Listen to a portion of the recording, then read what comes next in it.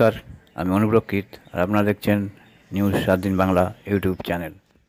2024 সালে গোষ্ঠী সংঘর্ষ এবং প্রাকৃতিক বিপর্যয়ে গৃহহীন হয়েছে 54 লক্ষ মানুষ। কখনো গোষ্ঠী সংঘর্ষ, কখনো প্রাকৃতিক বিপর্যয় এসবের জেরে ভারতে গৃহহীন মানুষের সংখ্যা দিন দিন বাড়ছে। শুধু গত বছরেই 2024 সালে ঘর ছাড়তে বাধ্য হয়েছিলেন 54 লক্ষ ভারতীয়। সোমবার রিপোর্ট প্রকাশ করেছে international displacement monitoring centre.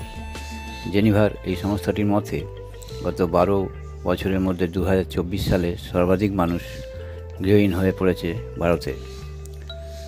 Report শুরু হয়েছে মণিপুরের কুকি ও মেইতেইদের মধ্যে গোষ্ঠী সংঘর্ষের পরিসংখ্যান দিয়ে। 2023 সালে উত্তর পূর্বের এই রাজ্যে গোষ্ঠী সংঘর্ষ শুরু হয়। এর জেরে ঘর ছাড়া হয়েছেন 1700 জন। আইডিএমসি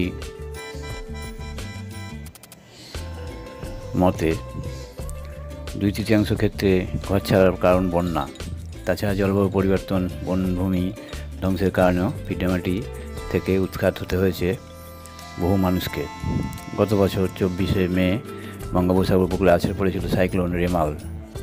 তার জেরেও পশ্চিমবঙ্গে 2,08,000 মানুষকে নিরাপদ স্থানে সরিয়ে নিয়ে যাওয়া হয়।